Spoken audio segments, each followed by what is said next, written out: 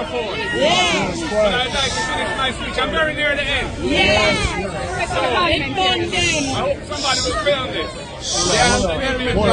One second. We have a media here, and the media is here. Hold on, 1 second. We just need some media. Oh, you're the cleaner. Oh. The point I was making when the Prime Minister chose to walk out and was left the Parliament without a quorum. I think it's the first time this has ever happened in independent Jamaica. That in a budget speech, the opposition has been denied the opportunity to finish their presentation. And here I am assembled on Duke Street. I was near the end anyway, but there were some important points that need to be made. And I'm going to continue. The point I made when they walked out was this.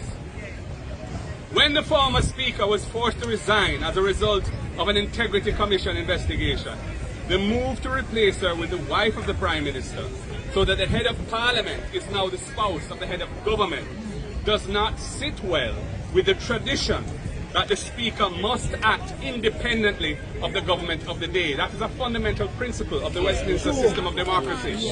And it is protected in a number of ways. For example, in the United Kingdom, nobody runs against the Speaker in an election. They make sure the Jamaica's iconic global track superstar, the Honourable Usain Bolt, and many other innocent investors were carried down in the scandalous SSL fiasco. And we can't hear anything about charges being brought against the culprits. I have been told that the DPP's office is dragging their feet when there are a number of people that the Financial Investigations Division are seeking to bring charges against. In fact, in August last year, the Gleaner carried a report that from the FID that there were several persons that they were intending to move against with charges. That report is no longer on the Gleaner website, but I'm told that the DPP's office is dragging their feet on this. The Kroll forensic report, which has cost taxpayers millions of dollars, was delivered to the crying out for change in this area. This is why I have identified an entire cluster of portfolios within our own governance structure to address the now desperate area of transparent and accountable governance. We must translate good governance principles into tangible action that restores trust and confidence in our leaders and preserves our cherished freedoms and democratic way of life. Change means no more hiding of the truth from Jamaicans. No more hiding. No more hiding. Change means no more deception in official public communication.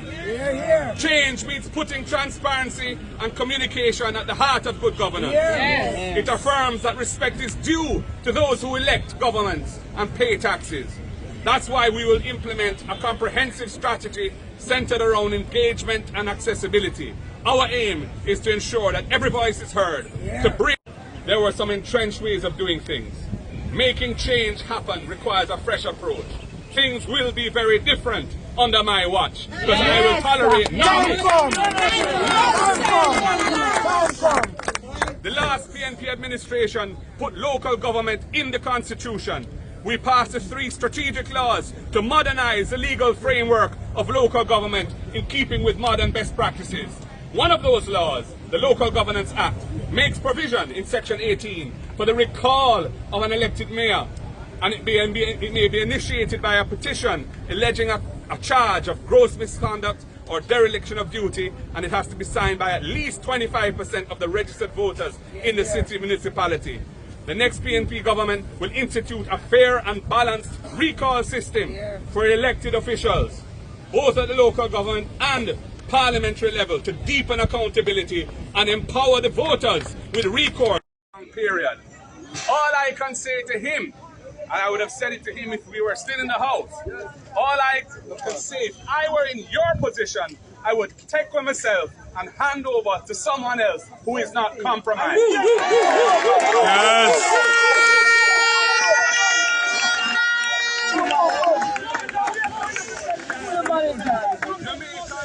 Jamaica's iconic global track superstar, the Honourable Usain Bolt, and many other innocent investors were carried down in the scandalous SSL fiasco. and we can't hear anything about charges being brought against the culprits. I have been told that the DPP's office is dragging their feet when there are a number of people that the Financial Investigations Division are seeking to bring charges against. In fact, in August last year, the Gleaner carried a report taking away the rights of the people of Portmore without proper consultations with them, followed by a referendum to let them make the decision whether or not they want to give up their city municipality status and their right to directly elect their mayor, a right given to them by the People's National Party. Jamaica has spoken, and the PNP has listened to the concerns of the people. We are offering solutions based on thorough research and consultation with our stakeholders.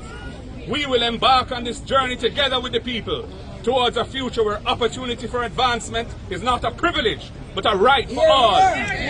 We commit to good governance for the people of Jamaica, not as some abstract concept, but as a living promise fulfilled to every citizen of our nation.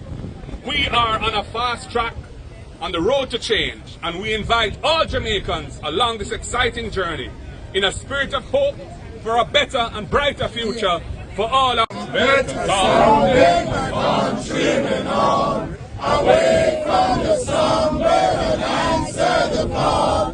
The torch has been lighted, the dawn is at hand. Who joins in the fight for his own native land? Land of my birth and place to be, loyal and faithful, true to me.